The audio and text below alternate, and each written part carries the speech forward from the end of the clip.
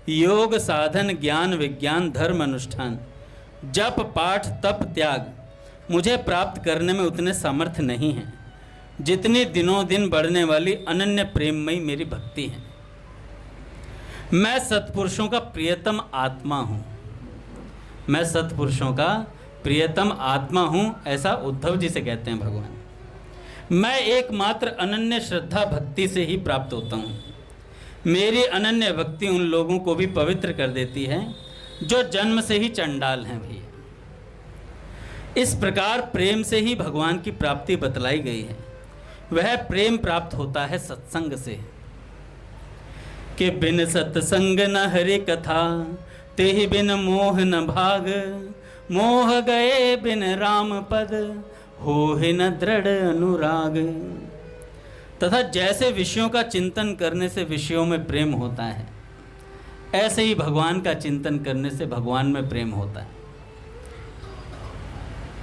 प्रश्न होता है ना कि भगवान कैसे मिले? ऐसे मिले।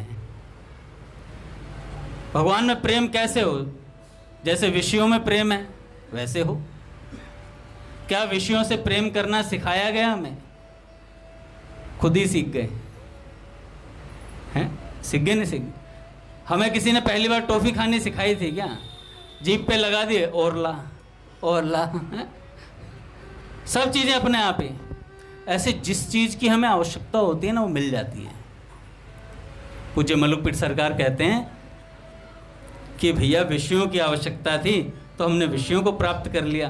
कड़ी मेहनत करके 23-24 साल पढ़ाई करने के बाद नौकरी की आवश्यकता थी, नौकरी मिल गई भैया, है ना? तो ऐसे ही अगर हम भगवान के लिए चलेंगे तो भगवान नहीं मिलेंगे, ऐसा हो सकता है क्या? कभी नहीं होता। मिनख मजूरी देते हैं क्यों राखेंगे राम। एक बहुत अच्छा चरित्र है भागवत जी में जड़ भरत जी का, आपने सुना होगा सभी ने। ऋषभ देव जी के पुत्र हुए जड़ भरत जी, और विवाह हो गया था उनका। विवाह होने के बाद बालक भी हो गए थे। बालकों को राज्य सौंप करके, स्त्री और बच्चों का त्याग करके, राज्य का त्याग करके एक नदी के किनारे भजन करते थे। एक नदी के किनारे भजन करते, नाम जप करते, खूब नाम जप में लगे हुए थे भैया। एक दिन क्या हुआ, एक हिरण का बच्चा, वो शेर उसके पीछे पड़ा हुआ था हिरण के, तो वो जो हिरणी थी वो गर्भवती थी। वो खुद तो बच नहीं पाई लेकिन उसने बच्चे को जन्म दे दिया, और वो बच्चा जड़ भरत जी के हाथ में लगा वो, और हाथ में लगा तो उन्होंने उसका पालन पोषण शुरू कर दिया। नामे रुचि जीवे दया वैष्णव सेवन। तो जीव दया के रूप में भक्त थे, भगवान का भजन करते, तो जीवों पर दया करना स्वाभाविक बात थी। दया करना वो तक ठीक था, पालन पोषण करना वो तक ठीक था, लेकिन आसक्ति कर बैठे। अच्छा, इस चीज़ का पता नहीं चलता आसक्ति का कब हो जाती है। आ तो सकती है पर जा नहीं सकती, ये बड़ी भारी। देखो महाराज जी बता रहे थे, ग्रह की आसक्ति छोड़ कर आए हैं, इतना बड़ा राज्य छोड़ करके आए हैं, पत्नी बच्चों को छोड़ कर आए, इतनी बड़ी आसक्ति छोड़े आए। अब हिरण के बच्चे में आसक्ति। अच्छा, पता कैसे चले कि आसक्ति हो रही है? अगर भजन छूटने लग जाए ना किसी भी कारण से, समझ लेना किसी और वस्तु में आसक्ति हो गई है। जड़ भरत जी हिरण के बच्चे का ऐसा पालन पोषण करने लगे, जो नाम जब घंटों करते थे वो धीरे धीरे कम होने लग गया। तो ये पैमाना है, संसारी आसक्ति बढ़ती जा रही है मतलब भजन घटेगा, है ना? भजन घट रहा है तो समझ लेना संसार में आसक्ति ज़्यादा होती जा रही है। महापुरुष बताते हैं ऐसी बात भैया।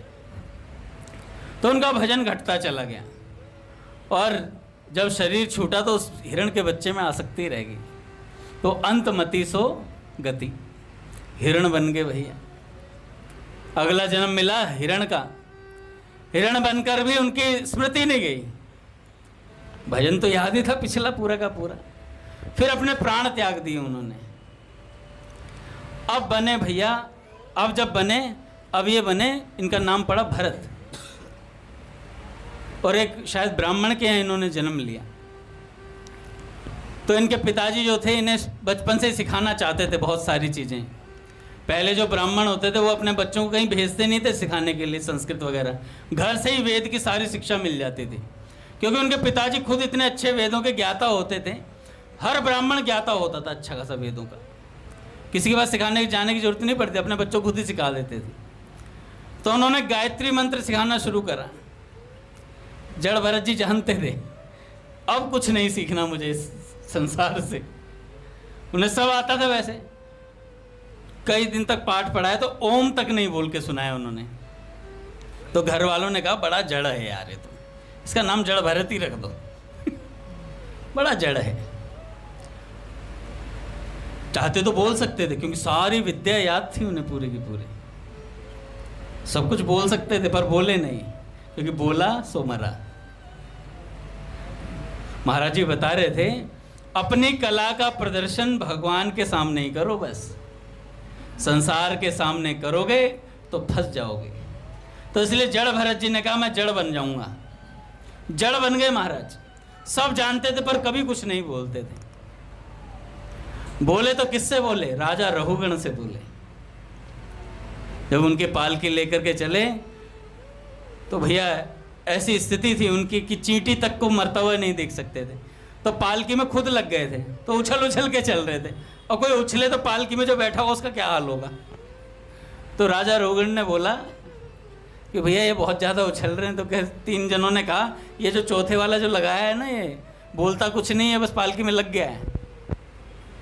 तब उन्होंने महाराज कुछ बोला, जड़ भरत जी को कुछ बोला, तब उन्होंने बोलना शुरू किया।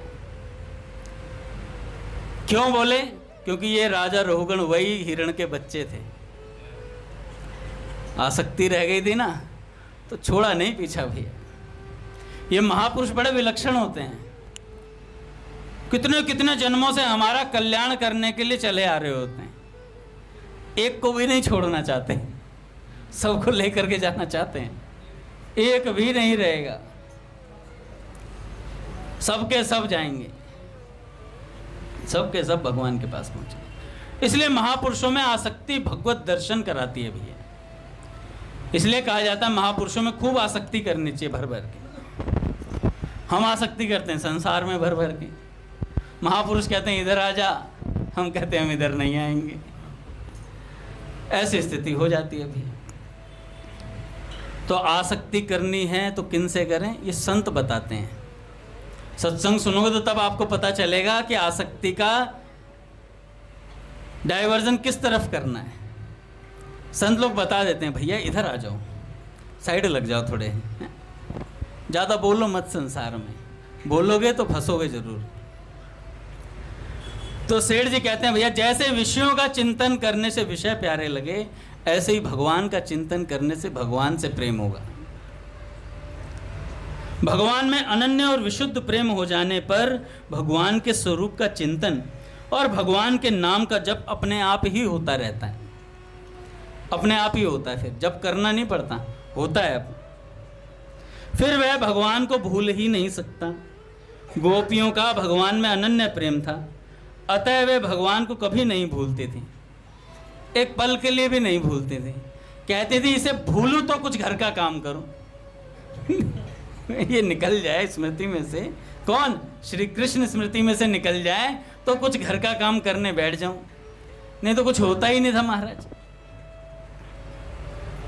कहते हैं श्रीमद् भागवत में, जो गायों का दूध दोहते समय, धान आदि कूटते समय, दही बिलोते समय, आंगन लीपते समय, बालकों को पालने में झुलाते समय, रोते हुए बच्चों को लोरी देते समय, घरों में जल छिड़कते समय, झाड़ू देने आदि कर्मों को करते समय, प्रेम पूर्ण चित्त से आंखों में आंसू भरकर गदगद वाणी से श्री कृष्ण का नाम और गुणों का गान किया करती हैं, इस प्रकार सदा श्री कृष्ण में चित्त लगाए रखने वाली वे ब्रजवासिनी गोपियां धन्य हैं भैया, जो हर कार्य को करते हुए श्री कृष्ण का चिंतन मनन करती हैं। जिस प्रकार भगवत चिंतन से भगवत प्रेम प्राप्त होता है, वैसे ही केवल भगवान नाम जप से भी भगवान में प्रेम हो जाता है। श्री तुलसीदास जी कहते हैं, सुमरिये नाम रूप बिन देखे, सुमरिये नाम रूप बिन देखे, बिना रूप के देखे भगवान का नाम जपो। आवत हृदय स्नेह विशेष, हृदय में आ जाते हैं प्रभु भैया। मैं भगतन को दास भगत मेरे मुकुटमणि। श्री तुलसीदास जी ने तो भगवान से भी बढ़कर भगवान के नाम को कह दिया। कहों कहाँ लगी नाम बढ़ाई, राम न सकेही नाम गुण गाई। श्री तुलसीदास जी ने अपने ग्रंथों में राम नाम की विशेष महिमा कही है।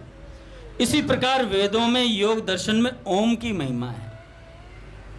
भागवत आदि में कृष्ण नाम की, शिव पुराण में शिव की महिमा है, विष्णु पुराण में विष्णु हरि आदि की, और गीता में ओम तत्सत नामों की, और अन्य अन्य ग्रंथों में अलग अलग नामों का वर्णन है भी।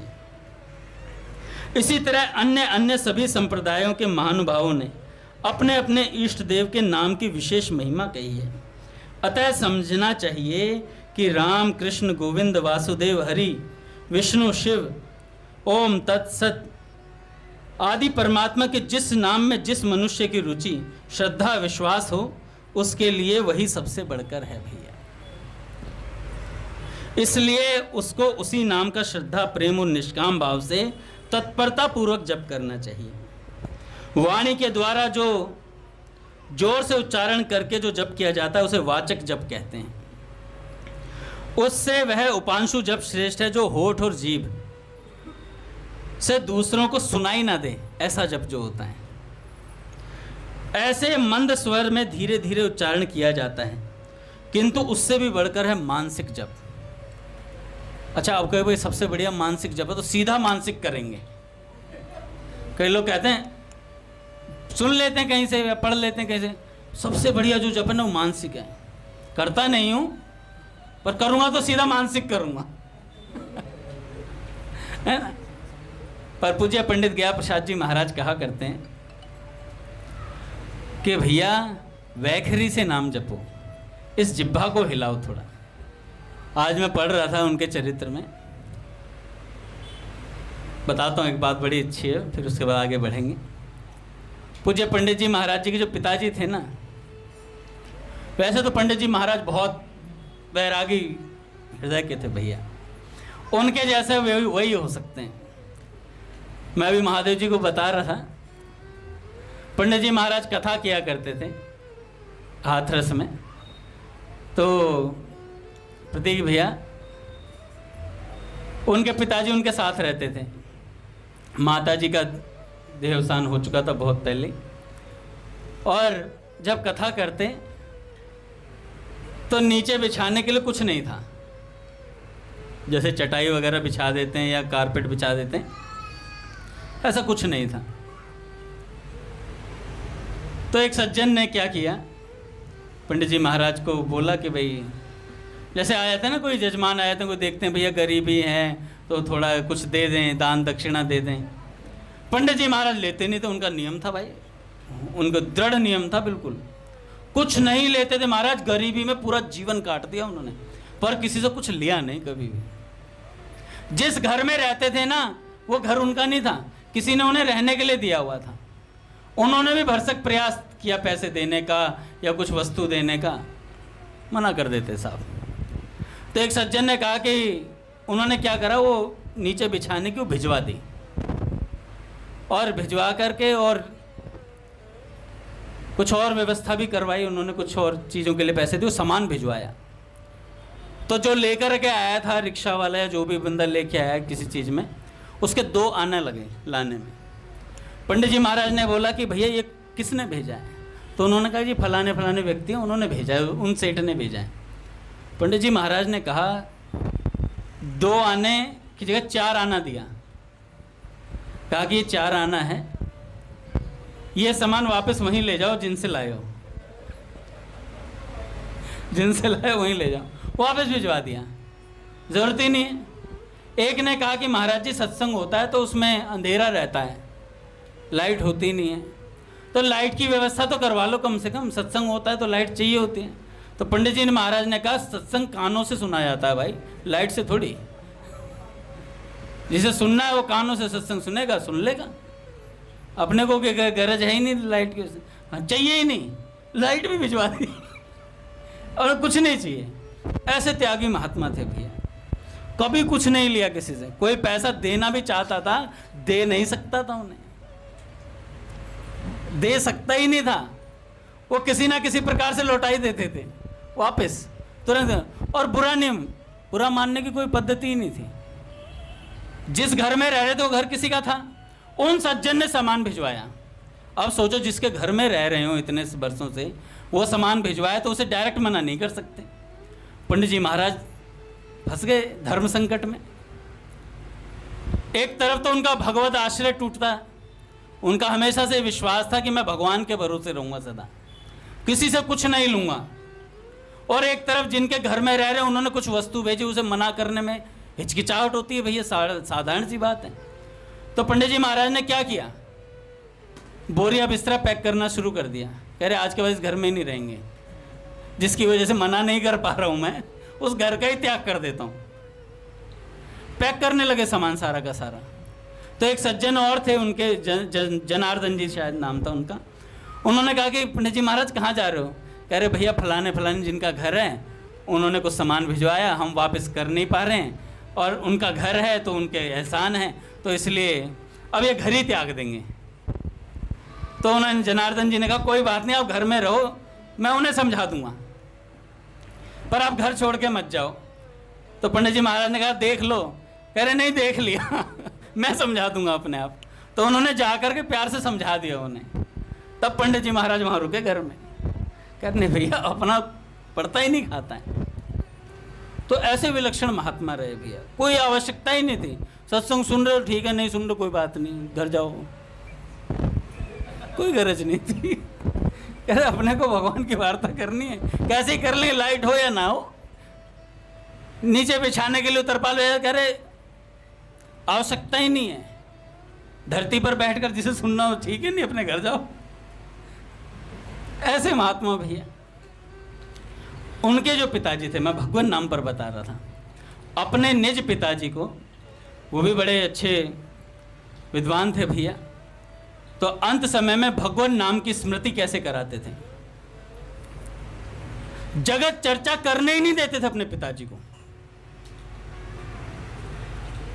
कक्षा में सबको पढ़ाते थे भैया, और जब पढ़ाने बैठते तो उनके पिताजी अगर कुछ बात करने लगते ना, मान लो कोई सज्जन आ गए और बात करने लग गए, कोई पंडित जी ठीक हो ठीक नहीं, क्या बात है, कैसा चल रहा है, सब चल रहा है, ऐसे चल रहा है, तो पढ़ाते पढ़ाते बीच में अपने पिताजी से कहते हैं पिताजी नाम याद है ना?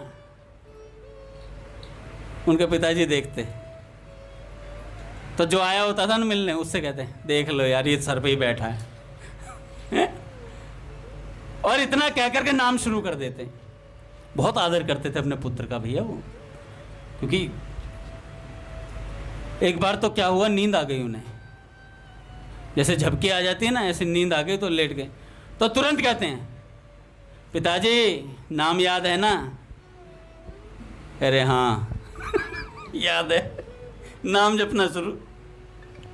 ऐसे कई बार स्थिति होती थी, जब जब भूलते तब तब पंडित जी महाराज याद दिलाते कि नाम नहीं भूलना है जागृत अवस्था में, क्योंकि बचपन का अभ्यास था राम राम राम राम राम राम राम, यही नाम जपते थे भैया। जब से पूज्य श्री उड़िया बाबा जी मिले थे तब से पंडित जी महाराज ने हरे राम राम राम हरे हरे, हरे कृष्ण कृष्ण कृष्ण हरे हरे, ये जपना शुरू किया था। पट खोलेंगे महाराज। श्री राम जय जय राम,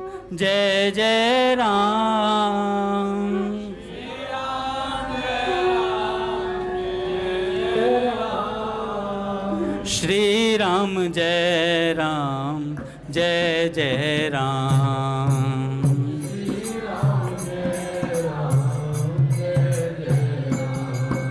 श्री राम जय जय राम, श्री राम जय जय राम,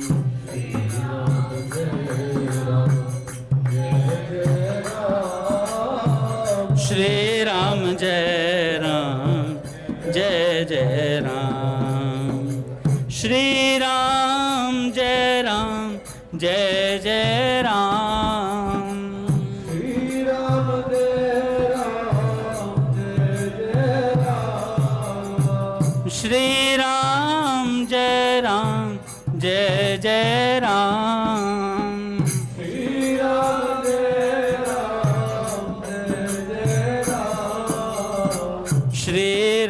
जय राम, जय जय राम।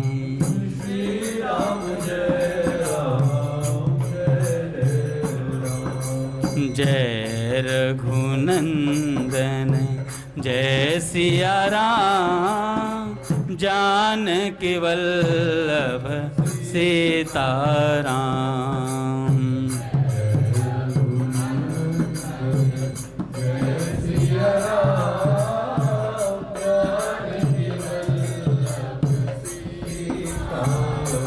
बोले राधा माधव सरकार की जय। तो ऐसे पंडित जी महाराज बहुत जोर देते थे भगवान नाम पर भी। जितने महापुरुषों का आप चरित्र पढ़ेंगे उनको देखना, भगवान नाम पर बड़ा जोर और बल रहता है उनका। पंडित जी महाराज जी के सामने एक बार एक सज्जन बैठे हुए थे, ज्ञान भगारने के लिए उन्होंने एक बार बात कह दी ऐसे ही। पंडित जी महाराज, हमारा तो नाम ना मन में मन ही मन चलता है, मन ही मन चलता है। तो पंडित जी महाराज ने कहा कि अगर सच बता दूं तेरा मन इस समय कहाँ है तो तू शर्मा जाएगा। सच बता दूं इस समय तेरा मन कहाँ है तो तू शर्मा जाएगा, इसलिए जिह्वा से नाम जपा कर। तो थोड़े शर्मिंदा से हो गए। तो इसलिए भैया जिह्वा से नाम बड़ा आवश्यक है। उपांश और मानसिक में अपने आप आ जाता है। अगर जिह्वा से कड़ा अभ्यास हो तो उपांश और मानसिक में उतर आएगा वो धीरे धीरे। इतना अभ्यास कर लो कि हर समय भगवान का नाम सोचते रहें। सेठ जी कहते हैं जो नाम जब मन से मन लगाकर किया जाता है वह मानसिक जप है भैया। मानसिक जप के कई भेद हैं। पहला, जिसमें मनुष्य का विशेष प्रेम होता है, वह वस्तु बिना याद किए भी अपने आप याद आती है। याद आती है नहीं आती है? साधारण सा उदाहरण है, धरातल पर उतर कर दिया जाए। अपने बालक को याद नहीं करना पड़ता। अपना बालक जो होता है उसे याद नहीं, दिन भर याद रहता है। अच्छा क्या कर रहे, राधिका क्या कर रही है बेटा? नहीं तो 10 बार फ़ोन करके पूछा, हाँ राधिका ठीक है। और उसके चोट लग गई है पाँव में कई दिनों से, 2 दिन से। अब बार बार मन में बात आती रहती है, उसका पाँव ठीक है नहीं ठीक है, ट्यूशन कैसे जा रही होगी, बार बार चिंता होती है। तो स्वाभाविक याद रहते। तो जिससे प्रेम होता है वो स्वाभाविक याद रहता है। ऐसे सेठ जी कहते हैं अगर भगवान से प्रेम होगा तो स्वाभाविक याद रहेंगे, याद करने की जरूरत नहीं पड़ती है। सेठ जी चलते चलते आंख मूंद के चलते थे। सेठ जी, पुस्तक में हमने सुना है सेठ जी के चरित्र में, सेठ जी आंख मूंद के चलते थे, मतलब निरंतर ध्यान रहता था उन्हें नारायण भगवान का। सेठ जी तो कहते हैं, एक लालसा नाम से टॉपिक है, भगवान कैसे मिले। उसके अंदर सेठ जी ने कहा कि हमेशा ध्यान करने का प्रयास करो कि आपसे कुछ दूरी पे हवा में नारायण भगवान चतुर्भुज रूप में प्रकट हैं। इस तरीके से अपना ध्यान निरंतर बनाए रखो। बाइक चला रहे तो सामने नारायण भगवान साथ साथ चल रहे हैं, कुछ हवा में कुछ फीट ऊपर। ऐसे ध्यान करो भैया। सेठ जी का कहने का तात्पर्य है हर समय भगवान का ध्यान बना रहना चाहिए, उनके रूप की याद हमेशा बनी रहे। तो सेठ जी कहते हैं भैया इसी प्रकार जबरदस्ती भगवान के नाम की स्मृति निरंतर होना, यह सबसे बढ़कर मानसिक जप है। निरंतर नाम की स्मृति होना। दूसरे में सेठ जी कहते हैं जिस प्रकार मन में भगवान के स्वरूप, गुण, प्रभाव, चरित्र, लीला आदि की स्मृति होती है, वैसे ही भगवान नाम की मन में बार बार स्मृति होना, यह भी मानसिक जप है। दीवार पर लिखे हुए अक्षरों की भांति भगवान के ललाट पर भगवान का नाम लिखा हुआ है। भगवान के ललाट पर भगवान का नाम लिखा हुआ है, ऐसा मानकर मन से ही उसे बार बार पढ़ना, यह भी मानसिक जप है। आप सोचो, विचार करो कि ठाकुर जी के माथे पर ठाकुर जी का नाम लिखा हुआ है, माधव, और उसे बार बार चिंतन करो भैया। सेठ जी ने कहा, एक जगह और सेठ जी ने बोला, सेठ जी ने कहा कि आप नेत्र बंद करो और सामने एक पट्टी पर लिख लो, हरे कृष्ण कृष्ण कृष्ण हरे हरे, हरे राम राम राम हरे हरे, और उस नाम का चिंतन करो भैया। नहीं तो एक पट्टी और चला लो। सेठ जी ने कहा उस पट्टी पर लिख दो, मुझे कुछ नहीं चाहिए, केवल आप, केवल आप, मतलब केवल भगवान चाहिए। हृदय, कंठ, भ्रकुटी आदि स्थानों में नाड़ी की चाल के साथ नाम जप की भावना करने से उसके द्वारा नाम जप होता हुआ प्रतीत होता है। उसका मन से बार बार अनुभव करना यह भी मानसिक जप है। कैसे? आप अपने हाथ की यहाँ पे नाड़ी देखो, जो डॉक्टर देखते हैं ना बुखार वगैरह, तेज चल रही है धीरे चल रही है, कभी यहाँ हाथ लगा देखो टक टक टक टक सी चलती है, तो उस पर उंगली रख के राधा राधा राधा राधा राधा राधा राधा राधा राधा राधा राधा राधा राधा राधा राधा ऐसे अभ्यास करने से फिर वो अभ्यास में पड़ जाएगा, कोई हर एक उसके साथ नाड़ी के चिंतन का नाम जप होगा। ये संतों का अपने किए अनुभूत प्रयोग होते हैं महाराज। संतों के पास विलक्षण विलक्षण युक्तियां हैं। रात्रि में सोने के समय स्वाभाविक ही कानों में एक प्रकार का शब्द सुनाई देता रहता है। उसमें राम, शिव, ओम आदि अल्प अक्षरों की भगवान नाम की भावना करने से वह नाम स्वतः ही सुनाई देता है। कभी कानों में दोनों उंगलियां डाल लो, एक अजीब सा वो होता है जैसे बीप सी चलती रहती है, हैं? कहते हैं वो प्रणव है, नाद। इसका दृढ़ अभ्यास हो जाने पर चलते फिरते उठते बैठते सोते जागते भी मन से उस नाम का सुनाई देना, यह भी एक प्रकार का मानसिक जप है भैया। अच्छा कुछ नहीं हो सके तो बोलो राधा राधा, हो गया काम, है? बोलो राधा राधा। किंतु नाम जप यदि परम श्रद्धा प्रेम पूर्वक किया जाए तो उसकी महिमा तो गा ही नहीं सकता कोई भैया। जिसने बैर भाव से भजा उसको परम पद मिल गया, और जो प्रेम से भजेगा उसे क्या नहीं मिल जाएगा भैया। एक बड़ी विलक्षण बात है। विभीषण जी नाम जप करते हैं लंका में रह करके। हम तो लंका में नहीं रह रहे हैं, कोई रावण भी नहीं अपने सर पर है। क्या किसी के सिर पे कोई रावण बैठा हो तो बता देना भाई। हमारा अहंकार ही रावण है, हमारा अहंकार ही सबसे बड़ा रावण है जो हमें भजन नहीं करने देता है। राग द्वेष सबसे ऊपर तक जाता है भैया। स्वामी जी महाराज कहते हैं अच्छे अच्छे साधक इसमें फंस जाते हैं। बचने का क्या उपाय है? निरंतर भगवत चिंतन से ही बचा जा सकता है, निरंतर नाम जप से ही इससे बचा जा सकता है भाई, और कोई उपाय नहीं। ऊपर तक जाने बड़े बड़े सिद्ध कोटि के महात्मा भी ये रखते हैं, कई बार मन में आ जाते हैं उनके, ये सही है और ये गलत है, ये सही है ये गलत है, ऐसी बात मन में आ जाती है। ऐसा नहीं होना चाहिए। स्वामी जी महाराज का एक प्रवचन मैंने गीता भवन में सुना था, उसी की याद आई मुझे। अगर राग द्वेष बहुत ऊपर तक जाता है भैया, तो इसलिए क्या करें?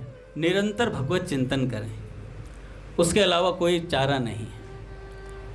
तो क्या बता रहा था मैं? कोई बात बता रहा था ना, किसी को ध्यान आई हो? अभी अभी कुछ बता रहा था, दिमाग से निकल गई। हाँ, विभीषण जी का। तो विभीषण जी अपनी कुटिया के ऊपर सारे अंकित किया हुआ राम नाम अंकित अति सुंदर।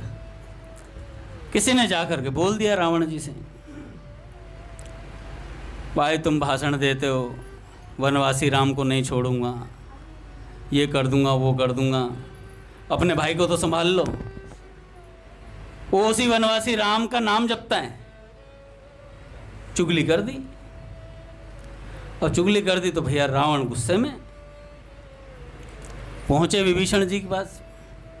विभीषण जी अपना नाम जप कर रहे थे, तो विभीषण जी के पास जब रावण आए तो विभीषण जी कहते राम राम राम राम राम राम राम राम राम राम राम राम। रावण बौखला गया। रावण ने कहा कि भैया क्या सिस्टम है ये? राज्यसभा में हमारी बेइज्जती हो रही है, थू थू हो रही है, भाई नहीं सुधर रहा, और वो तो मैं क्या समझाऊं?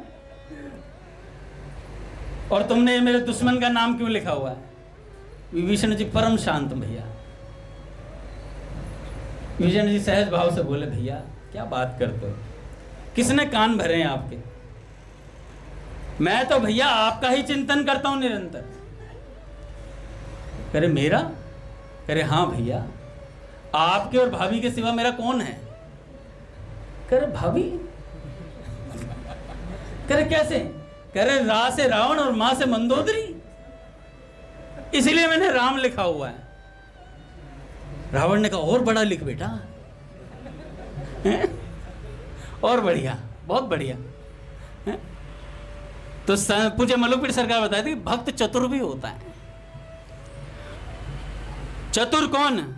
जो राम भजन लवलीन, जो राम जी के भजन में लगा रहे वही चतुर है भैया। नहीं जो चतुराई जो हम दिखाते हैं ना पैसों में और घपला करने में, भजन छोड़ने में, गोली देने में, भगवान भी गोली देंगे एक बार, पर भगवान का स्वभाव नहीं है यार। मैं 2 दिन से बड़ा मस्त हूँ। किसी ने मुझसे पूछा कि आप प्रसन्न क्यों हो गए?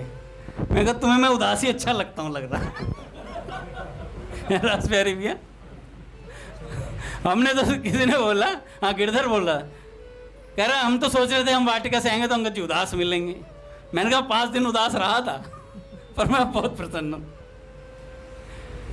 कह रहे क्या हो गया? कुछ हो गया, बस बात ऐसी है। भगवान की करुणा की बात सुनते हैं ना तो हृदय प्रसन्न हो जाता है। भगवान की करुणा की बात सुनते, मुझे बहुत अच्छा प्रसंग लगता है एक द्रौपदी जी का। महादेव जी, स्वामी जी महाराज कहते कहीं ऐसा भगवान देखा है आपने जो रजस्वला स्त्री के कटी से नीचे का वस्त्र बनने को तैयार हो? स्वामी जी महाराज रोने लग गए थे इस बात को बताते हुए, गला भराया था स्वामी जी महाराज का। कहीं देखा है ऐसा कि रजस्वला स्त्री के कटी के से नीचे का वस्त्र बनने को तैयार हो? कि सारी विच नारी है, कि नारी विच सारी है, कि सारी ही की नारी है, नारी ही की सारी है।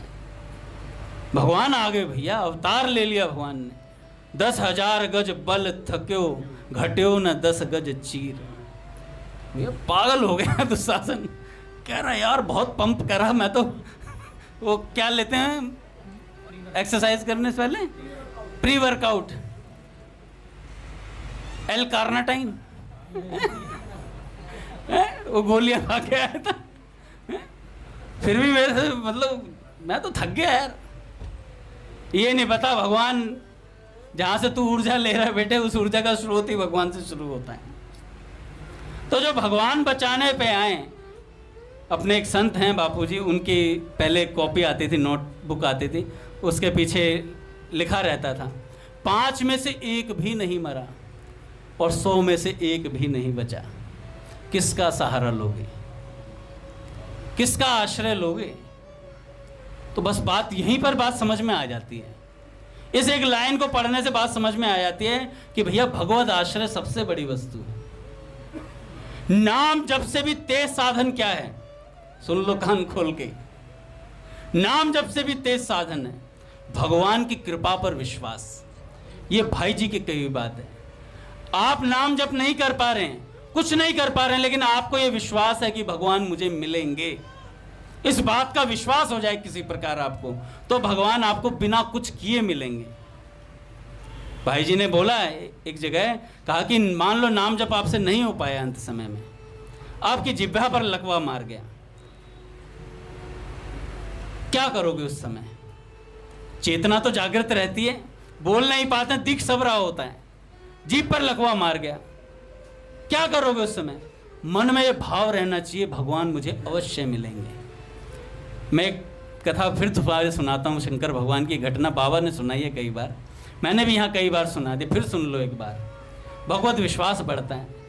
पूज्य मोहन भैया ने मुझसे कहा कि अंगद बेटा जब सत्संग बोलो ना तो ज़्यादा से ज़्यादा भगवान की करुणा पर बोला करो, क्योंकि एक जीव जो है ना वो एक आश्रय चाहता है, एक आश्रय चाहता है जिससे उसे निरंतर प्रेम मिलता ही रहे, देना ना पड़े फिर भी मिलता ही रहे। तो भगवान ही एक ऐसे हैं जो निरंतर देते ही रहते हैं। कितना दिया दे रहे, कितना इसका मिलता और न छोड़, कितना ही दो प्यास न बुझते, कहता सदा और दो, दिन रजनी तरु लता फूल फल, सूर्य सोम झिलमिल तारे। तो भैया ऐसे भगवान है जो सदा देते ही रहते हैं। कौन तुम जो साथ रहते, और मुझसे कभी बदला ना चाहते, मुझसे कभी ये नहीं चाहते भगवान कहें कि मैंने तुझे हवा दी, पानी दिया रहने के लिए, सूर्य भगवान की रोशनी दी, तू भी मुझे कुछ दे। ऐसा भगवान कभी बदला नहीं चाहते। पर फिर जीव जब देता है भगवान को, क्या देना है हमें? बड़ी विलक्षण बात बता रहा हूं, संतों की कही बात है। संतों ने कहा आप अपनी स्वतंत्रता को भगवान को वापस लौटा दो। भगवान ने हमें स्वतंत्र छोड़ा, तो कुछ कर भैया, आराम से रहे। भगवान क्या चाहते हैं? हम उनकी दी हुई स्वतंत्रता को उन्हें लौटा दें, उनके परतंत्र हो जाएं भगवान के। और कैसे शरणागत हो जाएं? परतंत्र का अर्थ यहां पर शरणागति से है। हम उनकी शरण हो जाएं। कैसे शरण? कि फिर नून उच्च ना हो। नाथ आपने ऐसा कर दिया है, भगवान कहेंगे तू शरण हुआ तो मैं कैसा भी करूं, मेरी मर्जी है। तू नहीं कहा था तुम हो यंत्री, मैं यंत्र काठ की पुतली, मैं तुम सूत्रधार, तुम करवाओ कहलाओ, मुझे नचाओ निज इच्छानुसार। इतना मैं जो यह बोल गई, तुम जान रहे हैं कहाँ कौन। इतना मैं जो यह बोल गई, तुम जान रहे हैं कहाँ कौन। तुम ही बोले भर सुर मुझ में, मुखरा से मैं तो शून्य मौन। तुम बोले भर सुर मुझ में, मुखरा से मैं तो शून्य मौन। तुम हो यंत्री, मैं यंत्र काठ की पुतली, मैं तुम सूत्रधार। तो भैया अपने को भगवान के सुपुर्द कर दें। बोलिए भक्तवत्सल भगवान की जय। आरती करते हैं, हमारे समय